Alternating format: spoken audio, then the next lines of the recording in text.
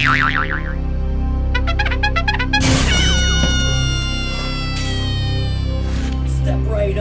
right up, ladies and gentlemen. And on today's Ex Libris, we are going to be looking at the history of the circus. That's right, in this episode, we're going to be looking at stuff about P.T. Barnum, about the circus, the performers, the acrobat, the mystery, the excitement, the history, but not today's circus. Oh, no, ladies and gentlemen, we're going to be going back in time, all the way back to 1800, where we're going to look at some circus ads in newspapers and books about P.T. Barnum. We have items about very special people. We have items about the Big Top and Ringling and sideshows. You name it, you're going to see it today on Ex Libris. All right, everybody, on this week's edition of Ex Libris, we're going to take a look at some of my circus collection. There's way too much material out there for me to collect personally, because with my magic collection and spiritualism and the occult and all that stuff, there's just too much. I can't branch off into circus collectibles as well. But I do collect items from the circus that also pertain to magic or have some connection with magic. So that's why I do have some items in my circus collection. For example, I'm a big fan of P.T. Barnum. Always have been, always will be. So I have several volumes by and about P.T. Barnum, and I also have items about sideshows and carnivals, and in the books at least, there's usually at least one reference inside to a magician. So that's pretty much why I have them. I don't go into circus posters or anything, but I do collect any item from the Welsh Brothers Circus where Houdini performed, because that's based here in Lancaster. I do have one of their tickets and a photograph, but that's it so far. I want to get more. Now, the history of the circus goes back to Roman times and probably before, Circus Maximus and all that. We're just going to talk about the circus as we kind of know it today, the familiar performance art. I don't really go for circus, items like the modern ones, unless they employed a magician or there was some connection there, you know what I mean? Like, I do have like a Ringling Brothers program from when I was a kid, but that's just for nostalgia. I don't really go after items like that, especially past the 1950s. It sort of died out for a venue for most magicians. There's exceptions, of course, but generally I'm more in the 19th century and late 18th century stuff, okay? Now, you can't mention any circus without thinking of good old P.T. Barnum, and this is the first autobiography of his that I got. It's the 1872 edition, and I'm going to show you close-ups later on. There we go. Nice drawing of him. I also have a lot of artwork about Barnum. You're going to see later on in the video, I have a portrait. It was from a program. It was just the cover from when they were in Reading. His circus was in Reading, Pennsylvania in the 1870s. I have a lot of items about Jumbo. And the reason I have that is because Jumbo's daughter, according to the story that he made up, was the elephant that Houdini vanished. So that was my reason for collecting stuff on Jumbo. I also like General Tom Thumb because of his place in Barnum's life. In case you didn't know, Barnum and Tom Thumb had a great relationship. So great, in fact, that, despite what people think that Barnum exploited Tom Thumb in any way, Tom Thumb became so wealthy that later in life, when P.T. Barnum ran into a lot of problems because he had a clock company that just went belly up, Tom Thumb helped bail him out and loaned him money. That's how much, and he'd been retired for years, so that just shows how deeply their friendship ran. Not many people would bail out somebody that exploited them early in their career. You know what I'm saying? So, anyway, back to Barnum. I read this from cover to cover the day I got it. I remember I was in college. Just like all books in the 1870s, including some of my magic books, they have beautiful engravings illustrating certain scenes from the story, in this case his autobiography.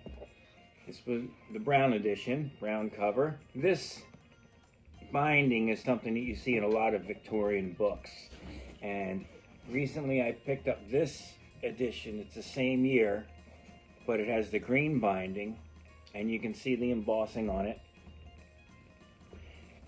And this is the spine. This is exactly the same in every way as the brown binding one. It's just that this really pops on the bookshelf.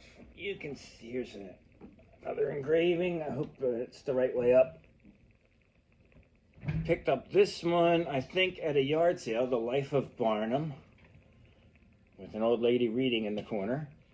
And just look at the graphics on this thing, which have absolutely nothing to do with the subject matter, but Barnum employed magicians at many of his museums, so that's one of the reasons that I started collecting him anyway. And also, a lot of his publicity techniques were used by Houdini and later by me. That's correct. I used some of the ideas that he came up with back in the 1850s. This is an 1891 edition. And the paper for this is terrible. I'm sorry. This is one of those that does not stand up well over time. The pages are going to be very brittle. The pages are very brittle. But I just want to show you one. Let's see. Here we go. Let's take a look at Jenny Lind. This edition actually has photographs in it. The other ones don't. But there's Jenny Lind. She was the Taylor Swift of the day. And if you've ever heard of Jenny Lind Furniture, that's named after her. She was a Swedish opera singer. She was also friendly with Hans Christian Andersen, and some say inspired many of his stories. But Jenny Lind was a famous singer who Barnum booked for an American tour. She was like the first superstar in music, with people jumping into the river to try and catch up to whatever boat she was on. People screaming so loud you couldn't hear her sing at some concert. She had merchandising. She had sheet music, some of which I have, and you'll see at the end of the video. She had booklets printed about her, magazine articles, interviews. She made a fortune. She donated fortunes to charities during her tour. She made unbelievable amounts of money, and she was so incredibly famous that we still use furniture that bears her name today. So that's Jenny Lind. And she owed it all to P.T. Barnum. He was her manager, booking agent, everything. Publicist, you name it. He was the whole deal with her. So that's why I love P.T. Barnum. I also have, and I'm not going to open it because it's very brittle, and the front cover, unfortunately, was detached when I got it. And I found this at a flea market. It's called Humbugs of the World. And it's by Barnum, and in it he exposes like fake spiritualism and gambling scams and con artists and things like that. He already had a reputation as, you know, being a big humbugger, so he just expanded on that and took advantage of it. Then we have the modern ones. I have so many other books. Barnum's own story, so it basically has excerpts from his autobiography. I have a couple of copies of this, The Fabulous Showman, The Life and Times of P.T. Barnum. So I do also have third-person narratives of his life. I also have books on Chang and En, but I think they're on loan right now. Boy Showman. This is a book about a kid who joined the circus and he had an interest in magic. I'm going to be doing another video about sideshow people and the performers, you know, the very special people, because that's really close to my heart. Because I've performed with some of these folks and they were just amazing. They're some of the nicest people you'd ever want to meet. I'm going to be doing future videos on this subject. There's another edition of it. And there's Tom Thumb. See, that's why I have this. These are just two different editions with two different dust jackets. Had to pick them up. Also, the movie The Elephant Man was phenomenal. It was one of my favorites growing up. Here's Carnival. The reason I have this book is because it mentions a town near where I live. Step right up. The big top. As you can see, most of the circus books in my library are nonfiction. They're books about people's actual experiences in the circus. And every single one will have at least one reference to magic. But wait, there's more! I'm going to clear off these and bring the next batch of my circus books up for you to check out. Now, one of the main reasons that I chose this subject for this week's edition of Ex Libris is because on March 21st, I'm going to be performing at a great new venue I've never been to before, but look at the flyer at the beginning of this video and that'll give you all the information. I can't wait to go there because they have sort of a carnival circus-y theme going, and I'm really looking forward to it, and I have some special things planned. Now back to the video. The older books have some amazing graphics, especially if you're lucky enough to have the dust jacket still on it. This one's from 1950. As I said before, that's pretty much the cutoff date for memorabilia for the circus in my collection, as far as programs, tickets, things like that. Remember I told you about Jenny Lind? There we go. Remember the photo of what she really looked like? Yeah. The Swedish Nightingale. Now, these books are more than just collector's items for me, and they're more than just, things in my library that interest me. I actually used a lot of the techniques for publicity that are described in these books in my own career. There's sort of like a relationship like that with magicians. We'll come up with ideas for publicity stunts, and it'll translate over to the circus and vice versa. So there's really a good relationship between magicians and circus folk. I performed at sideshows and alongside these people at oddities museums and things like that plenty of times. Carnivals, things like that. I mean, it's all related in the magic world. We're going to be getting into the medical side of it. This is a reprint of an earlier edition, but it's really cool, and this will be my reading copy when I get the original first edition.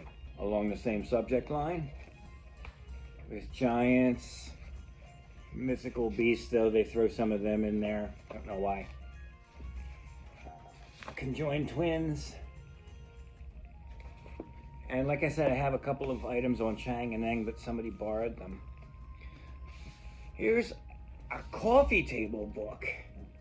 This is cool because it's exactly the time period that I enjoy. It's exactly the same time period that I focus on, the 1870s to the 1950s, but I do have older items. Fantastic graphics in here, great reproductions of the posters, great from all time periods. Look at that. I mean, it's just amazing. I love these coffee table size books because you can always, on a winter night or whatever, I always like when I'm watching a really stupid movie or reruns of a TV show to just grab one of these off one of the bookshelves and thumb through it, because you always find something interesting, something cool, and it's not like a book that you would bring on a plane. Okay, so this is what I call like the great couch books instead of coffee table books, because my coffee table is already full of books all the time. Well, that does it for the book section of my circus collection. Now let's take a look at some of the newspapers.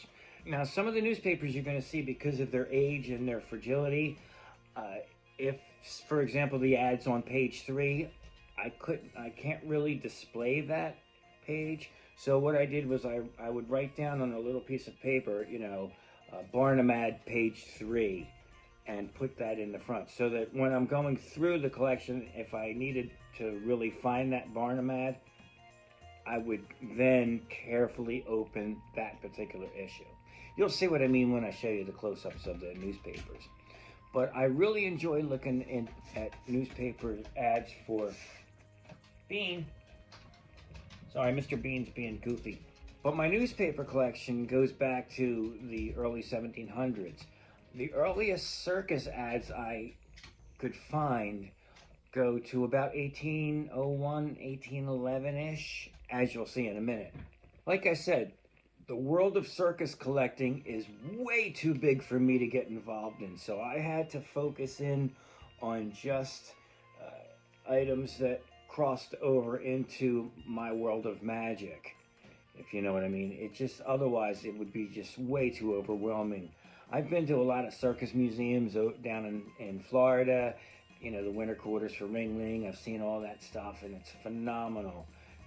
Of course, there's a great circus collecting community out there, and I wish you guys all the luck, but I just am sticking to Welsh Brothers from Lancaster and stuff on magicians. Like if you see a magician in a poster or whatever, that would be of interest to me. So, hey, let me know if you have any of that stuff that you don't want, okay? This was a fun video to do. I hope you guys enjoyed it. Please stick around to the end. Please like and subscribe to the channel so that I can continue to bring you stuff like this and continue to share my collection with you, because I really enjoy it. And I'm really happy to do my little bit to preserve history in whatever way I can. So thanks again for watching, and we will see you again next time. Okay, I found a good way to preserve newspapers is in giant portfolios such as this. These are really good for oversized papers, which most 19th century papers were, of course. So let's take a closer look at some of the circus newspapers in my collection.